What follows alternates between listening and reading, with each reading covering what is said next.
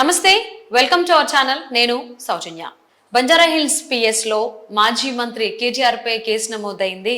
So CM Revanth Reddy 2500 కోట్లు వసూలు చేసి కాంగ్రెస్ పెద్దలందరికీ పంచారనేటువంటి దానికి సంబంధించి వివరాలు ఇవ్వాలి అని అంటూ కాంగ్రెస్ నేత అయినటువంటి శ్రీనివాసరావు గారు కేటీఆర్ గారి పైన కేసు నమోదు చేశారు అన్నట్టుగా మనకు వార్తలు వినిపిస్తున్నాయి. మరి అంశానికి సంబంధించి మనతో మాట్లాడడానికి, వారి విశ్లేషణని మనతో పంచుకోవడానికి ఈరోజు మనతో పాటు ఉన్నారు TPCC general secretary Charan Kaushik Yadav గారు ఉన్నారు. వారితో మాట్లాడదాం. నమస్తే అండి. గుడ్ మార్నింగ్ అండి. సో కేటీఆర్ పై కేసు నమోదు చేయడానికి సంబంధించి సెక్షన్స్ 504 అండ్ 505 కేసు నమోదు చేశారన్నట్టుగా తెలుస్తుంది. సో బత్తెన శ్రీనివాసరావు గారు కంప్లైంట్ చేశారు బంజారా హిల్స్ పిఎస్ లో. సీఎం రేవంత్ రెడ్డి గారి పైన కామెంట్ చేసిన దానికి సంబంధించి సో దీనిపై మీరు ఏమంటారు? అంటే మొన్న కేటీఆర్ గారు టీఆర్ఎస్ భవన్ లో మాట్లాడుతూ రేవంత్ రెడ్డి గారు ఏఐసిసికి అంటే ఢిల్లీకి 2500 కోట్ల రూపాయలు కప్పం కట్టి ఈ సీట్లో కూర్చుందని చెప్పేసి కేటీఆర్ గారు మాట్లాడిన మాటల మీద మా కాంగ్రెస్ పార్టీ నాయకుడు బత్తిన శ్రీనివాసరావు గారు వరంగల్లో కంప్లైంట్ చేస్తే ఆ కేసుని వరంగల్ పోలీస్ స్టేషన్ నుంచి బంజారాహిల్స్ పోలీస్ స్టేషన్కి రిఫర్ చేయడంతో బంజారాహిల్స్ పోలీస్ స్టేషన్లో సెక్షన్ 504 ఐపీసీ 505 సెక్షన్ల కింద కేసు నమోదు చేయడం జరిగిందని చెప్పేసి సమాచారం వస్తూ ఉంది. ఏదైనా కూడా కేటీఆర్ గారు కాంగ్రెస్ పార్టీ అధ్యక్షులు ముఖ్యమంత్రి రేవంత్ రెడ్డి గారి మీద అసత్య ఆరోపణలు చేస్తూ తెలంగాణ రాష్ట్రంలో రేపు జరగబోయే పార్లమెంట్ ఎలక్షన్లో టీఆర్ఎస్ పార్టీ లబ్ధి జరగాలని చెప్పేసి కాంగ్రెస్ పార్టీ మీద అర్థం పర్థం లేని ఆరోపణలు చేసినట్టుగా మేము భావిస్తాం. అదే కాకుండా కేటీఆర్ గారు ఎప్పుడు మాట్లాడినా కూడా ఆధారాలు లేకుండా కాంగ్రెస్ పార్టీ అధ్యక్షుడి మీద అదేవిధంగా ముఖ్యమంత్రి గారి మీద ఇష్టం వచ్చిన నోటికి ఏదొస్తే అది మాట్లాడే ప్రయత్నం కేటీఆర్ గారు చేస్తూ ఉన్నారు. మొన్న ఫోన్ ట్యాపింగ్ వ్యవహారంలో కూడా మీరు చూసిరు, వెంటనే కూడా పీకలేదని చెప్పేసి ప్రభుత్వాన్ని అదేవిధంగా అధికారులను మీద తప్పుడు ఆరోపణలు చేసే ప్రయత్నం కేటీఆర్ గారు చేస్తా ఉన్నారు. చూస్తూ ఉన్నారు తెలంగాణ రాష్ట్రంలో 2014 నుంచి 2024 వరకు బీఆర్ఎస్ పార్టీ తెలంగాణ రాష్ట్రంలో అధికారం ఉండి పెద్ద ఎత్తున ఫోన్ ట్యాపింగ్ పాల్పడదని చెప్పేసి ప్రజాస్వామ్యం లేకుండా చేసిందని చెప్పేసి, అదే కాకుండా తెలంగాణ రాష్ట్రంలో ఉన్నటువంటి ప్రతిపక్ష పార్టీలకు సంబంధించిన నాయకుల ఫోన్లు, అధికార పక్షాన ఉన్నటువంటి మంత్రుల ఫోన్లు, ఎమ్మెల్యేల ఫోన్లు, వారి కుటుంబ సభ్యుల ఫోన్లు, అదేవిధంగా భార్య భర్తలకు సంబంధించిన సంభాషణలు ఇది పెద్ద ఎత్తున వారి కుటుంబాల్లో తగాదాలు దారితీసిందని చెప్పేసి పెద్ద ఎత్తున వార్తలు వస్తూ ఉన్నాయి.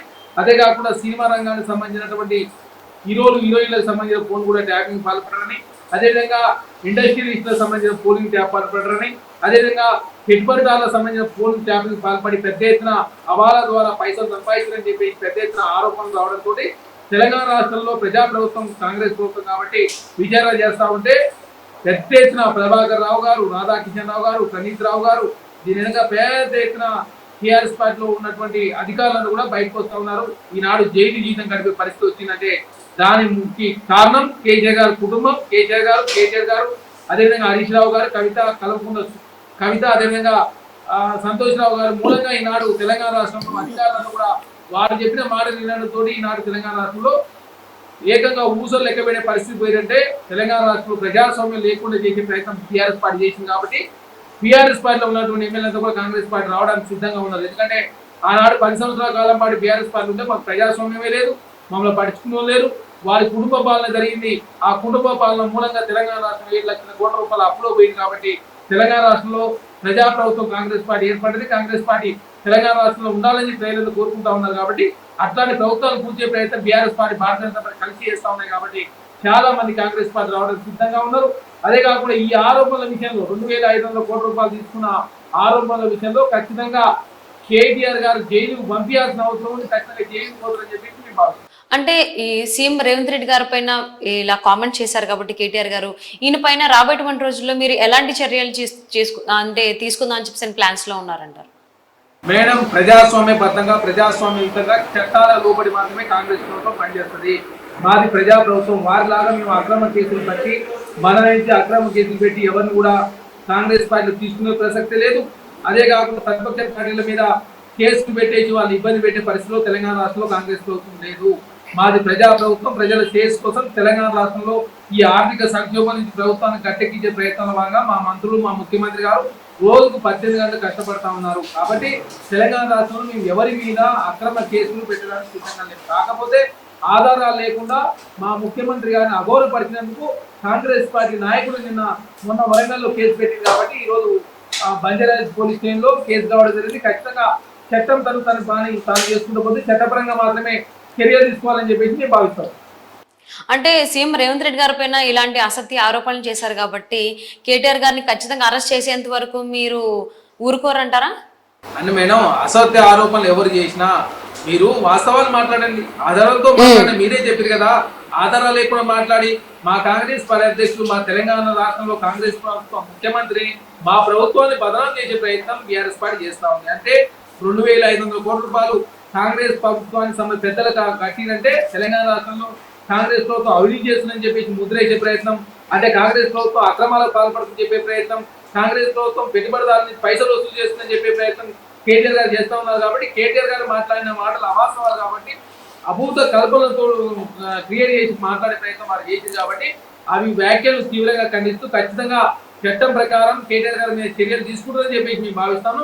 చట్టబద్ధంగా ఖచ్చితంగా కాంగ్రెస్ ప్రభుత్వం కావచ్చు, అదేవిధంగా తెలంగాణ రాష్ట్రంలో ఉన్నటువంటి పోలీసు అధికారులు ఖచ్చితంగా కేటీఆర్ గారి మీద చర్యలు తీసుకోవాలని చెప్పేసి మేము భావిస్తా ఉన్నాం. ఏదేమైనా కూడా తెలంగాణ రాష్ట్రంలో కాంగ్రెస్ ప్రభుత్వం మంచి ప్రజారంజక పాలన అందిస్తా ఉంది. ప్రజలంతా మంచిగా ఉండాలని చెప్పి కాంగ్రెస్ పార్టీ కోరుకుంటా ఉంది. దానిలో భాగంగా తెలంగాణ రాష్ట్రంలో మంచి ప్రజారంజక పాలన కాంగ్రెస్ ప్రభుత్వం అందిస్తాం. సో అంటే చరణ్ గారు, అంటే రాబోయేటువంటి రోజుల్లో కనుక ఎవరైనా కానీ సీఎం రేవంత్ రెడ్డి గారి పైన ఇలాంటి అసత్య ఆరోపణలు కానీ చేసినట్లయితే మీ కార్యాచరణ ఏ విధంగా ఉండబోతుంది, అసలు ఏం చేస్తారు? మేడం, వాస్తవాలు ఎవరైనా మాట్లాడాలని చెప్పి మేము కోరుకుంటా ఉన్నాం.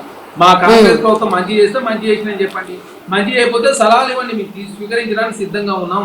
మాది ప్రజా ప్రభుత్వం. మేము అసెంబ్లీ కూడా 2 సార్లు అసెంబ్లీ సమావేశాలు జరిగితే ప్రతిపక్ష పార్టీలు సమయం ఇచ్చి వారి సలహాలు సూచనలు తీసుకున్నాం. అదే కాకుండా తెలంగాణ రాష్ట్రంలో ప్రజా సంఘాలు ఉండాలని చెప్పి మేము కోరుకుంటా ఉన్నాం. ప్రజా సంఘాల సలహాలు తీసుకోవడానికి మేము సిద్ధంగా ఉన్నాం. అదేవిధంగా ప్రతిభ స్వేచ్ఛ ఉండాలని తెలంగాణ రాష్ట్రం కోరుకుంటా ఉన్నాం. మీడియా సంస్థలు ఏదైతే వార్తలు రాయాలని, పత్రికలు ఏదైతేగా వార్తలు ప్రసారం చేయాలని చెప్పేసి మేము కాంగ్రెస్ పార్టీగా కోరుకుంటా ఉన్నాం. ఏ మీడియా సంస్థ మీదనో పత్రికల మీదనో ఎలాంటి రిస్ట్రిక్షన్స్ తెలంగాణ రాష్ట్రంలో కాంగ్రెస్ ప్రభుత్వం పెట్టలేదు. తెలంగాణ రాష్ట్రంలో అన్ని వ్యవస్థలన్నీ నడవాలని చెప్పి మేము కోరుకుంటా ఉన్నాం. రాజ్యాంగం ఉండాలా, ప్రజాస్వామ్యం ఉండాలా, ప్రజాస్వామ్యం బద్దంగా ప్రజాస్వామ్యయుతంగా ప్రజల శ్రేయస్ కోసం అందరం కలిసి పనిచేయాలని కోరుకుంటా ఉంటే తెలంగాణ రాష్ట్రంలో బీఆర్ఎస్ పార్టీ నాయకులు ఇష్టం వచ్చినట్టు అవాస్తవాలను ప్రచారం చేసే ప్రయత్నం వారు చేస్తా ఉన్నారు. కాబట్టి వారి మీద కేసు పెట్టాలని చెప్పి కోరుకుంటా ఉన్నా. ఖచ్చితంగా చట్టం తన పని తాను చేసుకుంటూ భవిష్యత్తులో ఎవరైనా అవాస్తవాలు లేనిపోని మాట్లాడారు ఖచ్చితంగా చర్య తీసుకోవాలని చెప్పేసి భావిస్తున్నాం. Thank you so much Charan గారు. తెలంగాణ ముఖ్యమంత్రి రేవంత్ రెడ్డి గారి పైన అసత్య ఆరోపణలు చేసిన దానికి సంబంధించి మాజీ మంత్రి కల్వకుంట్ల తారక రామారావు గారి పైన వరంగల్లో కేసు నమోదు అవడం జరిగింది. అది అక్కడి నుంచి బంజారాహిల్స్ పిఎస్కి ట్రాన్స్ఫర్ అవడం జరిగింది. సో ఇక్కడ సెక్షన్స్, ఐపీసీ సెక్షన్స్ కనుక చూసుకున్నట్లయితే 504 అండ్ 505 సెక్షన్స్ కింద కేసు నమోదు అవడం జరిగింది. కాంగ్రెస్ నేత అయినటువంటి బత్తన శ్రీనివాసరావు గారు కేసు ఫైల్ చేయడం జరిగింది. మరి ఈ కేసుకు సంబంధించి పోలీసులు ఏ విధంగా చర్యలు తీసుకుంటారనేది చూద్దాం.